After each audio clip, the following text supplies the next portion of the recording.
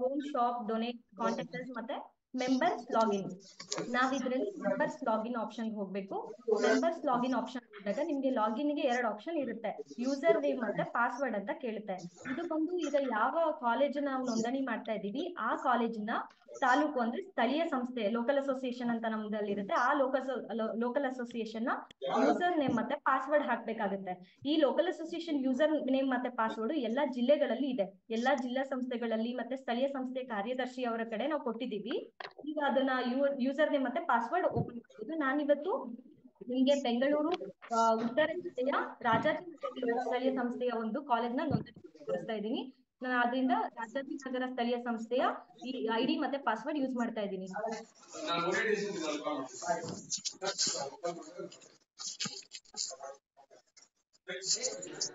ID ಮತ್ತೆ password ಹಾಕ್ತಾ ಇದ್ದೀನಿ. ಇದನ್ನ ಈಗ ಲಾಗಿನ್ ಕೊಡ್ತಾ ಇದ್ದೀನಿ. ಲಾಗಿನ್ ಮಾಡಿದಾಗ ನಮ್ಗೆ ಈ ಪೇಜ್ ಓಪನ್ ಆಗುತ್ತೆ. ಯಾವುದೇ ಸ್ಥಳೀಯ ಸಂಸ್ಥೆಯ ಲಾಗಿನ್ ಐಡಿ ಓಪನ್ ಮಾಡಿದಾಗ್ಲೂ ಸಹ ಇದೇ ಸೇಮ್ ಪೇಜ್ ಓಪನ್ ಆಗುತ್ತೆ. ನೀವು ಇದರಲ್ಲಿ ಕ್ರಿಯೇಟ್ ಹೋಗ್ಬೇಕು. ಕ್ರಿಯೇಟ್ ಅಲ್ಲಿ ನ್ಯೂ ಗ್ರೂಪ್ ಕಾಲೇಜ್ ಗ್ರೂಪ್ ಅಂದ್ರೆ ಇಲ್ಲಿ ಸುಮಾರಷ್ಟು ಜನ ಗ್ರೂಪ್ ಅಂದ ತಕ್ಷಣ ಲೀಡರ್ಸ್ ಆಡ್ ಮಾಡ್ತಾರೆ. ಯಾವುದೇ ಕಾರಣಕ್ಕೂ ಲೀಡರ್ಸ್ ಸ್ಥಳೀಯ ಸಂಸ್ಥೆಯ ಯೂಸರ್ ನೇಮ್ ಮತ್ತೆ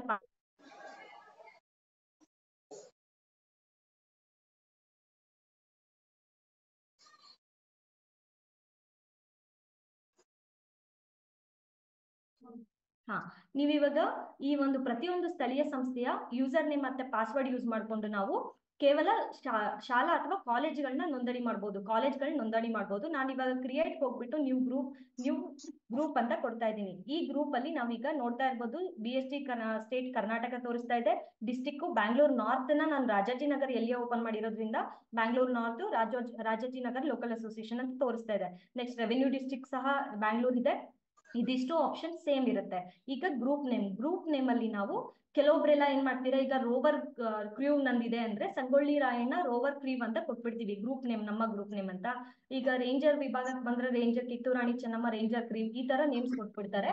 ಯಾವುದೇ ಕಾರಣಕ್ಕೂ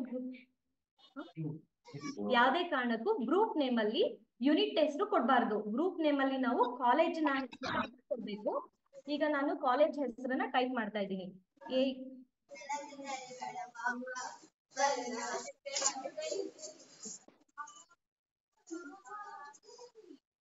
ಮಕ್ಕಳಿಗೆ ಕಂಪ್ಯೂಟರ್ಸ್ ಕಲಿಸ್ತಾ ಹೋದ್ರೆ ಮುಂದೆ ಬರ್ತಕ್ಕಂಥ ದಿನಗಳಲ್ಲಿ ಬಹಳ ಕಷ್ಟ ಆಯ್ತದ.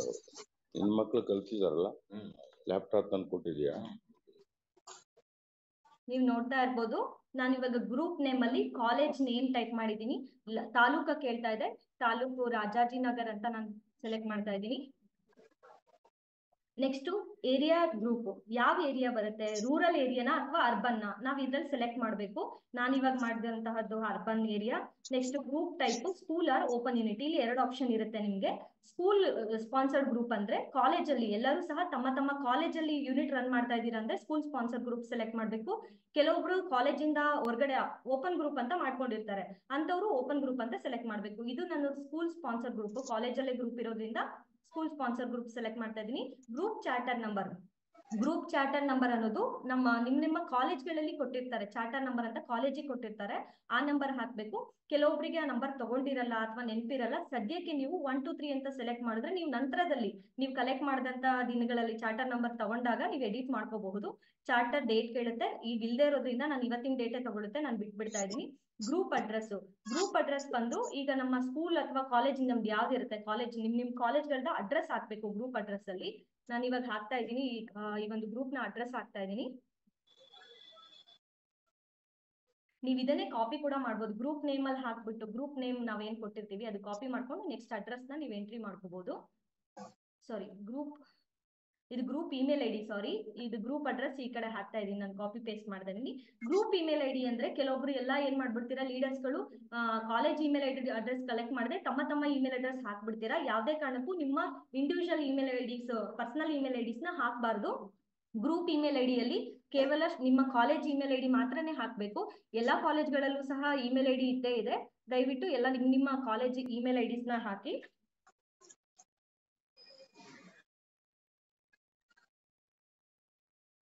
ನಾನಿವಾಗ ನಾನೀಗೇನ್ ಎಂಟ್ರಿ ಮಾಡ್ತಾ ಇದ್ದೀನಿ ಆ ಕಾಲೇಜ್ನ ಇಮೇಲ್ ಅಡ್ರೆಸ್ ಹಾಕ್ತಾ ಇದ್ದೀನಿ. ಪಿನ್ ಕೋಡ್, ನಿಮ್ಮ ಪಿನ್ ಕೋಡ್ ಯಾವ್ದಿರುತ್ತೆ ಪಿನ್ ಕೋಡ್ ಎಂಟ್ರಿ ಮಾಡಬೇಕು. ಕಾಂಟ್ಯಾಕ್ಟ್ ನಂಬರ್, ನಿಮ್ಮ ಸ್ಕೂಲ್ ನಿಮ್ಮ ಕಾಲೇಜ್ದು ಯಾವ್ದು ಕಾಂಟ್ಯಾಕ್ಟ್ ನಂಬರ್ ಇರುತ್ತೆ ಕಾಲೇಜ್ ಕಾಂಟ್ಯಾಕ್ಟ್ ನಂಬರ್ ಇಲ್ಲಿ ಎಂಟ್ರಿ ಮಾಡಬೇಕು. ಅಥವಾ ನಿಮ್ಮ ಕಾಂಟ್ಯಾಕ್ಟ್ ನಂಬರ್ ಹಾಕಿದ್ರು ನಡೆಯುತ್ತೆ, ಇದೇನು ಸಮಸ್ಯೆ ಆಗೋದಿಲ್ಲ ಕಾಂಟ್ಯಾಕ್ಟ್ ನಂಬರ್ಗೆ. ಇನ್ನ ಸ್ಕೂಲ್ ನೇಮ್, ಸ್ಕೂಲ್ ಅಂದ್ರೆ ಕಾಲೇಜ್ ನೇಮು. ಗ್ರೂಪ್ ನೇಮ್ ಏನು ಹಾಕಿದೆ ನಾನು ಅದನ್ನೇ ಕಾಪಿ ಮಾಡಿ ಇಲ್ಲೇ ಪೇಸ್ಟ್ ಮಾಡ್ತಾ ಇದ್ದೀನಿ.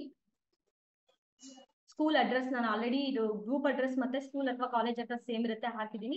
ಇಲ್ಲಿ ಸ್ಕೂಲ್ ಅಥವಾ ಕಾಲೇಜ್ ಟೈಪ್ ಯಾವ್ದು ಅಂತ ಸೆಲೆಕ್ಟ್ ಮಾಡಬೇಕು. ಗೌರ್ಮೆಂಟಾ, ಏಡೆಡಾ, ಪ್ರೈವೇಟಾ ಅದೇನಿರುತ್ತೆ ನೀವು ಸೆಲೆಕ್ಟ್ ಮಾಡಬೇಕು. ಅಥವಾ ಓಪನ್ ಗ್ರೂಪ್ ಇದೆ, ಓಪನ್ ಗ್ರೂಪ್ ಆಟೋಮೆಟಿಕ್ ಆಗಿ ಬಂದ್ಬಿಡುತ್ತೆ. ಇನ್ನ ಎಜುಕೇಶನ್ ಲೆವೆಲ್ ಯಾವ್ದಿದೆ ನೋಡಿ ಸೆಲೆಕ್ಟ್ ಮಾಡಬೇಕು. ಇದರಲ್ಲಿ ಡಿಗ್ರಿ ಆಗಿರೋದು, ಡಿಗ್ರಿ ಕಾಲೇಜಸ್ ಆದ್ರೆ ಯೂನಿವರ್ಸಿಟಿ ಲೆವೆಲ್ ಅಂತ ಸೆಲೆಕ್ಟ್ ಮಾಡಬೇಕು. PU ಇದ್ರೆ ಹೈಯರ್ ಸೆಕೆಂಡರಿ ಇದ್ರಲ್ಲಿ ಆಕ್ಚುಲಿ ಆಪ್ಷನ್ ಇರೋದಿಲ್ಲ. ಇದ್ರಲ್ಲಿ secondary to higher secondary option select ಮಾಡಿದ್ರು ಸಮಸ್ಯೆ ಇಲ್ಲ. ಕೋ ಎಜುಕೇಶನ್, ಇಲ್ಲಿ ಯಾವ್ದು ಬಾಯ್ಸ್ ಕಾಲೇಜ್ ಇದ್ರೆ ಬಾಯ್ಸ್ ಕಾಲೇಜ್, ಗರ್ಲ್ಸ್ ಕಾಲೇಜ್ ಇದ್ರೆ ಗರ್ಲ್ಸ್ ಕಾಲೇಜ್ ಸೆಲೆಕ್ಟ್ ಮಾಡಬೇಕು. ಕೋ ಎಜುಕೇಶನ್ ಇರೋದ್ರಿಂದ ನಾನು ಕೋ ಎಜುಕೇಶನ್ ಸೆಲೆಕ್ಟ್ ಮಾಡಿದ್ದೀನಿ. ಇದಿಷ್ಟು ಎಂಟ್ರಿ ಮಾಡಿದ್ವಿ ಅಂದ್ರೆ ನಮ್ದು ಗ್ರೂಪ್ ಕ್ರಿಯೇಟ್ ಮಾಡೋದಕ್ಕೆ ಇಷ್ಟು ಆಪ್ಷನ್ಸ್ ಆಗುತ್ತೆ. ನೀವು ಒಂದ್ಸಲ ಚೆಕ್ ಮಾಡ್ಕೊಳ್ಳಿ, ಇದಿಷ್ಟು ಎಂಟ್ರಿ ಮಾಡಿದ್ಮೇಲೆ ಗ್ರೂಪ್ ಇಮೇಲ್ ID ಒಮ್ಮೆ ಚೆಕ್ ಮಾಡಿ, ಗ್ರೂಪ್ ನೇಮ್ ಚೆಕ್ ಮಾಡಿ. ಯಾಕೆಂದ್ರೆ ಏನಾದ್ರೂ ತಪ್ಪಾಯ್ತು ಅಂದ್ರೆ ನಾವು ಮತ್ತೆ ಎಡಿಟ್ ಮಾಡೋದಕ್ಕೆ ಆಪ್ಷನ್ ಇರೋದಿಲ್ಲ. ಗ್ರೂಪ್ ಇಮೇಲ್ ID ಮತ್ತೆ ಗ್ರೂಪ್ ನೇಮ್ ನ ಒಮ್ಮೆ ಚೆಕ್ ಮಾಡ್ಕೊಂಡು ಸಬ್ಮಿಟ್ ಮಾಡಿ. ಸಬ್ಮಿಟ್ ಮಾಡಿದ್ಮೇಲೆ ನೀವು ನೋಡ್ತಾ ಇರ್ಬೋದು ಕ್ರಿಯೇಟ್ ಆಯ್ತು. ನಾವೀಗ ಇದ್ರಲ್ಲಿ ನೀವು ಹೋಗ್ಬಿಟ್ಟು ಸರ್ಚ್ ಮಾಡಿದ್ರಿ ಕೂಡ, ನಾನು ಇವಾಗ AMS ಕಾಲೇಜ್ದು ಓಪನ್ ಮಾಡಿದ್ದೀನಿ.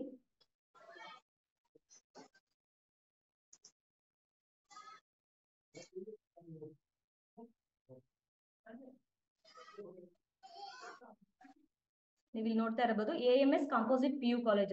ನಾನು ಜಸ್ಟ್ ಇವಾಗ ಕ್ರಿಯೇಟ್ ಮಾಡಿದ್ದು, ಇಲ್ಲಿ ವ್ಯೂಬಲ್ ಆಪ್ಷನ್ ಬಂತು. ನಾವ್ ಈ ಕ್ರಿಯೇಟ್ ಮಾಡಿದಂತ ಗ್ರೂಪ್ ಅಂತೂ ಆ ಇಮೇಲ್ ಐಡಿನ ನಾನು ಕಾಪಿ ಮಾಡ್ಕೋತಾ ಇದ್ದೀನಿ. ಗ್ರೂಪ್ ಕ್ರಿಯೇಟ್ ಆದ್ಮೇಲೆ ಆ ಇಮೇಲ್ ID ಮತ್ತೆ ಪಾಸ್ವರ್ಡ್ ಯೂಸ್ ಮಾಡ್ಕೊಂಡು ಲೀಡರ್ ಗಳನ್ನ ಆಡ್ ಮಾಡ್ಬೇಕಾಗಿ ಬರುತ್ತೆ. ಲೀಡರ್ ಗಳನ್ನ ಆಡ್ ಮಾಡ್ಬೇಕು ಅಂದ್ರೆ ನಮ್ಗೆ ಇಮೇಲ್ ID, ಯೂಸರ್ ನೇಮ್ ಮತ್ತೆ ಪಾಸ್ವರ್ಡ್ ಬೇಕು. ಈ ಒಂದು ಕಾಲೇಜಿನ ಇಮೇಲ್ ಐಡಿನೇ ಯೂಸರ್ ನೇಮ್ ಆಗುತ್ತೆ. ನೀವು ನೋಡ್ತಾ ಇರ್ಬೋದು ತಾಲೂಕುದು ಇಮೇಲ್ ID ಪಾಸ್ವರ್ಡ್ ಯೂಸ್ ಮಾಡಿ ಗ್ರೂಪ್ ಕ್ರಿಯೇಟ್ ಮಾಡಿದ್ರಿ. ಗ್ರೂಪ್ ಅಲ್ಲಿ ಲೀಡರ್ ನಾವು ಕ್ರಿಯೇಟ್ ಮಾಡ್ಬೇಕು ಅಂದ್ರೆ ID ಪಾಸ್ವರ್ಡ್ ಬಂದು ಕಾಲೇಜಿನ ಇಮೇಲ್ ಐಡಿನೇ ಯೂಸರ್ ನೇಮ್ ಆಗಿರುತ್ತೆ. ಅದಕ್ಕೆ ಪಾಸ್ವರ್ಡ್ ಬಂದು ನಾವು ನಮ್ಮ ಈಗೇನ್ ಇಮೇಲ್ ID ನಾನು ಕಾಲೇಜ್ ಇಮೇಲ್ ID ಹಾಕಿದೀನಿ ಅದೇ ಇಮೇಲ್ ಐಡಿಗೆ ಪಾಸ್ವರ್ಡ್ ಹೋಗಿರುತ್ತೆ ಮೆಸೇಜ್.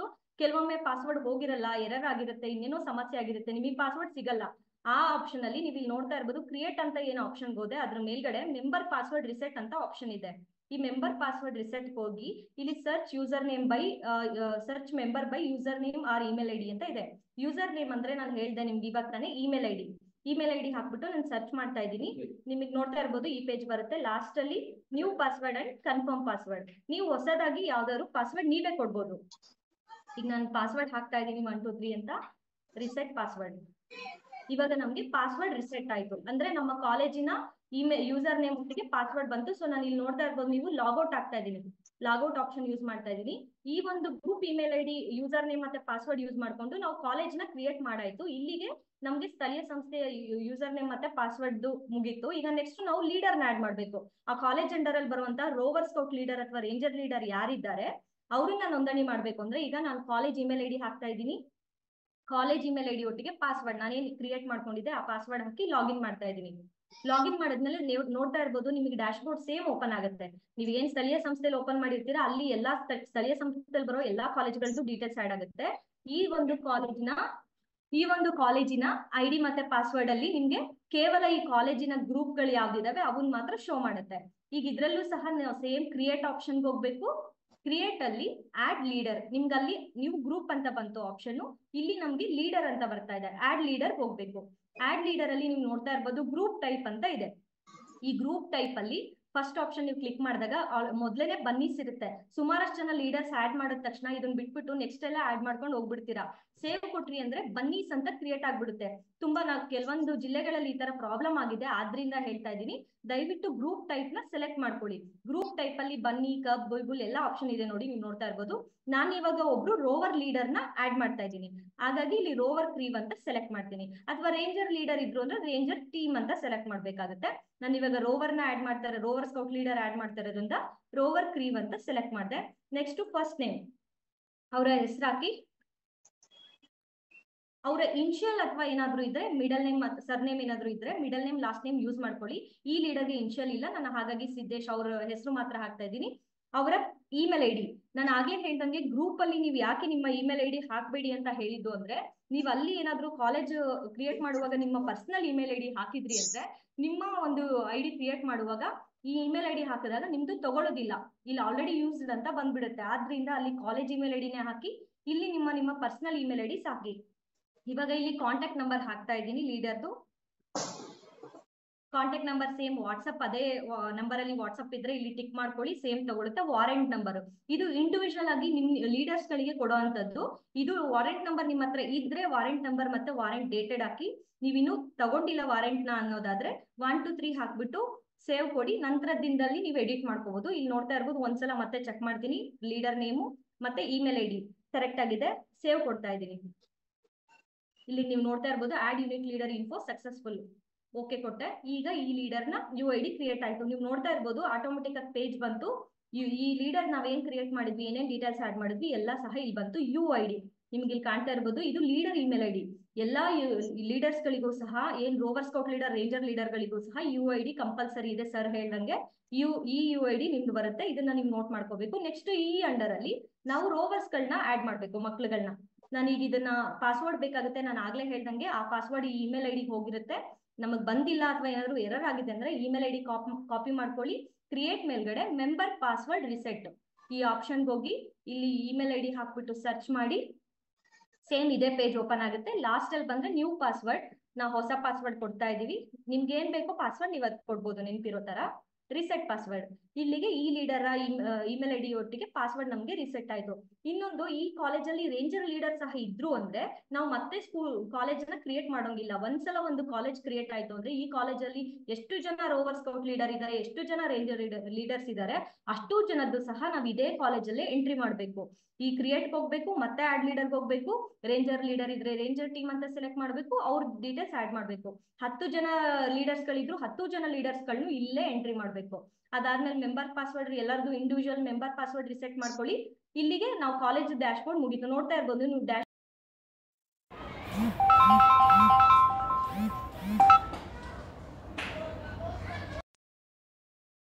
ಅಷ್ಟು ಇಲ್ಲಿ ನಂಬರ್ಸ್ ತೋರಿಸುತ್ತೆ. ಇಲ್ಲಿಗೆ ನಾನು ಕಾಲೇಜ್ ನ ಲಾಗೌಟ್ ಮಾಡ್ತಾ ಇದ್ದೀನಿ. ಕಾಲೇಜ್ ಅಲ್ಲಿ ನಾವೀಗ ಲೀಡರ್ಸ್ ಗಳನ್ನ ಆಡ್ ಮಾಡಿದ್ವಿ, ಈ ಆಪ್ಷನ್ ಇಲ್ಲಿಗೆ ಮುಗೀತು. ಈಗ ನಾವು ಲೀಡರ್ ಅಂಡರ್ ಅಲ್ಲಿ ರೋವರ್ಸ್ ಗಳನ್ನ ಅಥವಾ ರೇಂಜರ್ಸ್ ಗಳನ್ನ ಆಡ್ ಮಾಡೋದು ಹೇಗೆ, ಸೇಮ್ ಮತ್ತೆ ಮೆಂಬರ್ ಪಾಸ್ವರ್ಡ್ ಮೆಂಬರ್ಸ್ ಲಾಗಿನ್ ಗೆ ಹೋಗ್ಬೇಕು. ಇಲ್ಲಿ ಯೂಸರ್ ನೇಮು ನಾನು ಆಗ್ಲೇ ಹೇಳ್ದಂಗೆ ನಿಮ್ಮ ಇಮೇಲ್ ಐ ಡಿಗಳೇ ಯೂಸರ್ ನೇಮ್ ಆಗಿರುತ್ತೆ. ಈಗ ಲೀಡರ್ ಏನಿದ್ರು ಸಿದ್ದೇಶ್ ಸರ್ ಅವರ ಇಮೇಲ್ ಐ ಡಿ ಹಾಕಿದೀನಿ, ಪಾಸ್ವರ್ಡ್ ನಾನು ರಿಸೆಟ್ ಮಾಡ್ಕೊಂಡಿದ್ದೆ ಅಲ್ವಾ, ಆ ಪಾಸ್ವರ್ಡ್ ಹಾಕ್ತಾ ಇದ್ದೀನಿ, ಲಾಗಿನ್ ಕೊಡ್ತಾ ಇದ್ದೀನಿ. ಈಗ ನೀವು ನೋಡ್ತಾ ಇರ್ಬೋದು ಡ್ಯಾಶ್ ಬೋರ್ಡ್ ನಮ್ಗೆ ಚೇಂಜ್ ಆಯ್ತು. ನಮ್ಗೆ ಸ್ಥಳೀಯ ಸಂಸ್ಥೆನಲ್ಲೂ ಡ್ಯಾಶ್ ಬೋರ್ಡ್ ಸೇಮ್ ಇತ್ತು, ಶಾಲಾ ಅಥವಾ ಕಾಲೇಜದು ಲಾಗಿನ್ ಮಾಡಿದಾಗ್ಲೂ ಡ್ಯಾಶ್ ಬೋರ್ಡ್ ಸೇಮ್ ಇತ್ತು. ಯಾಕಂದ್ರೆ ಸುಮಾರಷ್ಟು ಗ್ರೂಪ್ಸ್ ಬರ್ಬೋದು. ಆದ್ರೆ ಇವಾಗ ರೋವರ್ಸ್ ಅಂತ ಮಾತ್ರ ತೋರಿಸ್ತಾ ಇದೆ, ಇಲ್ಲಿ 0 ತೋರಿಸ್ತಾ ಇದೆ. ಯಾಕಂದ್ರೆ ನಾವಿಲ್ಲಿ ಆಡ್ ಮಾಡಿರೋದು ರೋವರ್ ಸ್ಕೌಟ್ ಲೀಡರ್ ನ ಆಡ್ ಮಾಡಿರೋದ್ರಿಂದ ಅವರ ಡ್ಯಾಶ್ ಬೋರ್ಡ್ ಕೇವಲ ರೋವರ್ಸ್ ನ ಹೊಂದಿರುತ್ತೆ. ರೋವರ್ಸ್ 0 ಇದೆ. ನಾವೀಗ ಕ್ರಿಯೇಟ್ ಮಾಡಿದ್ಮೇಲೆ ಎಷ್ಟು ಜನ ರೋವರ್ಸ್ ಕ್ರಿಯೇಟ್ ಮಾಡ್ತೀವಿ ಅಲ್ಲಿ ಸಂಖ್ಯೆ ನಿಮ್ಗೆ ಇಷ್ಟು ತೋರಿಸುತ್ತೆ. ಇಲ್ಲಿ ನಿಮ್ಗೆ ಆಪ್ಷನ್ ಸಹ ಕ್ರಿಯೇಟ್ ಆಪ್ಷನ್ ಇಲ್ಲ. ನೀವ್ ಇಷ್ಟೊತ್ತು ಕ್ರಿಯೇಟ್ ಕೊಟ್ಬಿಟ್ಟು ಗ್ರೂಪ್ ಕ್ರಿಯೇಟ್ ಮಾಡಿದ್ರಿ, ಕ್ರಿಯೇಟ್ ಅಲ್ಲಿ ಹೋಗ್ಬಿಟ್ಟು ಲೀಡರ್ ನ ಕ್ರಿಯೇಟ್ ಮಾಡಿದ್ರಿ. ಆದ್ರೆ ಮಕ್ಕಳನ್ನ ರಿಜಿಸ್ಟರ್ ಮಾಡ್ಬೇಕು ಅಂದ್ರೆ ನಮ್ಗೆ ಕ್ರಿಯೇಟ್ ಆಪ್ಷನ್ ಇರೋದಿಲ್ಲ. ಅದ್ರ ಬದಲು ಮ್ಯಾನೇಜ್ ಮೆಂಬರ್ಸ್ ಅಂತ ಇದೆ, ನೀವು ನೋಡ್ತಾ ಇರ್ಬೋದು. ಈ ಮ್ಯಾನೇಜ್ ಮೆಂಬರ್ ಹೋಗ್ಬೇಕು. ಇದರಲ್ಲಿ ಆಡ್ ಯೂನಿಟ್ ಮೆಂಬರ್ ಮತ್ತೆ ಮೆಂಬರ್ ಲಿಸ್ಟ್ 2 ಆಪ್ಷನ್ ಇದೆ. ಆಡ್ ಯೂನಿಟ್ ಮೆಂಬರ್ ಸೆಲೆಕ್ಟ್ ಮಾಡ್ಬೇಕು. ಆಡ್ ಯೂನಿಟ್ ಮೆಂಬರ್ ಸೆಲೆಕ್ಟ್ ಮಾಡಿದ್ಮೇಲೆ ನಿಮ್ಗೆ ಈ ಪೇಜ್ ಓಪನ್ ಆಗುತ್ತೆ. ಇಲ್ಲಿ ನಾವೀಗ ಮಕ್ಕಳನ್ನ ಡೀಟೇಲ್ಸ್ ನ ಆಡ್ ಮಾಡ್ತಾ ಹೋಗ್ಬೇಕು. ನಾನು ಇವಾಗ ರೋವರ್ಸ್ ಒಬ್ಬೊಬ್ರದೇ ಆಡ್ ಮಾಡ್ತೀನಿ. ತೋರಿಸ್ತಾ ಇರ್ಬೋದು, ನಾವ್ ನೋಡಿ ನಾನೀಗ ಆಡ್ ಮಾಡ್ತಾ ಇದ್ದೀನಿ ಮಗುನ ಫಸ್ಟ್ ನೇಮ್. ಇಲ್ಲಿ ನೀವು ನೋಡ್ತಾ ಇರ್ಬೋದು ಇನ್ಶಿಯಲ್ ಮೊದ್ಲಿದೆ, ನಾನು ಹಾಗಾಗಿ ಫಸ್ಟ್ ನೇಮ್ ಅಲ್ಲೇ ಹಾಕ್ತಾ ಇದ್ದೀನಿ. ಅಥವಾ ಬಾಲಾಜಿ ಇನ್ಶಿಯಲ್ ಅಥವಾ ಸರ್ ನೇಮ್ ಏನೋ ಇತ್ತು ಅಂದ್ರೆ ಮಿಡಲ್ ನೇಮ್ ಮತ್ತೆ ಲಾಸ್ಟ್ ನೇಮ್ ಎರಡೂ ಯೂಸ್ ಮಾಡ್ಕೊಳ್ಳಿ. Next father name, next email ಮತ್ತೆ mobile number, Aadhaar number 3 option ಇದೆ. Email, mobile number and Aadhaar number mandatory ಇರೋದಿಲ್ಲ, ಇದು ಕಂಪಲ್ಸರಿ ಹಾಕ್ಲೇಬೇಕು ಅಂತ ಇರೋದಿಲ್ಲ. ಕೆಲವೊಬ್ರು ಲೀಡರ್ಸ್ ಏನ್ ಮಾಡ್ತಾರೆ, ಮಕ್ಳದ್ ಇಮೇಲ್ ಐ ಡಿಸ್ ಇದ್ರೆ ಹಾಕಿ, ಸಮಸ್ಯೆ ಇಲ್ಲ. ಮೊಬೈಲ್ ನಂಬರ್, ಆಧಾರ್ ನಂಬರ್ ಅಷ್ಟನ್ನು ಫೀಡ್ ಮಾಡಬಹುದು. ಬಟ್ ನಿಮ್ಗೆ ಡೀಟೇಲ್ಸ್ ಇಮಿಡಿಯೇಟ್ ಆಗಿ ಇವಾಗ ಸಿಗ್ತಾ ಇಲ್ಲ, ನಾವು ನೋಂದಣಿ ಮಾಡ್ಬೇಕು ಅಂದ್ರೆ ಇದನ್ನ ಬಿಟ್ರು ನಡೆಯುತ್ತೆ. ಜೊತೆಗೆ ಇನ್ನೊಂದು, ಮಕ್ಳದ್ ಇಮೇಲ್ ಐ ಡಿ ಇಲ್ಲ ಅಂತ ಯಾವ್ದೇ ಕಾರಣಕ್ಕೂ ನೀವು ಲೀಡರ್ಸ್ ಗಳು ನಿಮ್ಮ ಇಮೇಲ್ ಐ ಡಿನ ಎಂಟ್ರಿ ಮಾಡಬೇಡಿ. ರಾಂಗ್ ಆಗುತ್ತೆ, ತಗೊಳ್ಳೋದಿಲ್ಲ, ಎರರ್ ಬಂದ್ಬಿಡುತ್ತೆ. ಮಕ್ಳದ್ ಇದ್ರೆ ಹಾಕಿ, ಇಲ್ಲ ಅಂದ್ರೆ ಖಾಲಿ ಬಿಟ್ಬಿಡಿ, ನಡೆಯುತ್ತೆ. 3 ಆಪ್ಷನ್. ಮೇನ್ ಆಗಿ ನಮಗೆ ಬೇಕಾಗಿರೋದು ಮಗು ಹೆಸರು, ತಂದೆ ಹೆಸರು ಮತ್ತೆ ಡೇಟ್ ಆಫ್ ಬರ್ತ್. ಈ ಡೇಟ್ ಆಫ್ ಬರ್ತ್ ನಿಮ್ಗೆ ಎರಡ್ ತರ ಆಪ್ಷನ್ ಇದೆ. ಈ ಪಕ್ಕದಲ್ಲಿ ನಿಮಗೆ ಕ್ಯಾಲೆಂಡರ್ ಮಾರ್ಕ್ ಕಾಣಿಸ್ತಾ ಇರ್ಬೋದು. ಕ್ಯಾಲೆಂಡರ್ ಮಾರ್ಕ್ ಅಲ್ಲಿ ಹೋಗ್ಬಿಟ್ಟು ಇಯರ್ ಮಂತ್ ನೋಡ್ಕೊಂಡ್ಬಿಟ್ಟು ಈ ತರ ಸೆಲೆಕ್ಟ್ ಮಾಡ್ಬೋದು, ಯಾವ ಇಯರ್ ಯಾವ ಮಂತ್ ಅಂತ ಸೆಲೆಕ್ಟ್ ಮಾಡ್ಬೋದು. ಈ ತರನು ಬರುತ್ತೆ. ಇಲ್ಲ ನಮ್ಗೆ ಅದೆಲ್ಲ ಕಷ್ಟ ಆಗುತ್ತೆ ಅಂದ್ರೆ ನೀವು ಇದಿಷ್ಟನ್ನು ಕ್ಯಾನ್ಸಲ್ ಮಾಡ್ಬಿಟ್ಟು ನೀವೇ ಡೈರೆಕ್ಟರ್ಗೆ ಎಂಟ್ರಿ ಕೊಡ್ಬೋದು. ನೀವು ನೋಡ್ತಾ ಇರ್ಬೋದು, ನಾನು ಟೈಪ್ ಮಾಡ್ತಾ ಇದ್ದೀನಿ. ನೀವು ಟೈಪ್ ಮಾಡಿದ್ರು ಸಹ ಆಟೋಮೆಟಿಕ್ ಆಗಿ ಅದು ತಗೊಳುತ್ತೆ.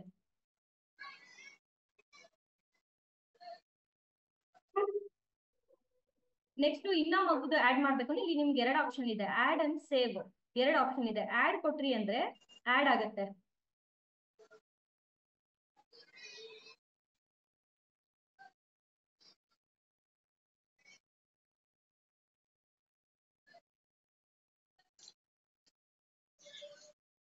ಇಲ್ಲಿ ಆಡ್ ಕೊಟ್ರಿ ಅಂದ್ರೆ ಇನ್ನೊಂದು ಪೇಜ್ ಓಪನ್ ಆಯ್ತು. ನೀವು ನೋಡ್ತಾ ಇರ್ಬೋದು, ಇನ್ನೊಂದು ಪೇಜ್ ಓಪನ್ ಆಯ್ತು.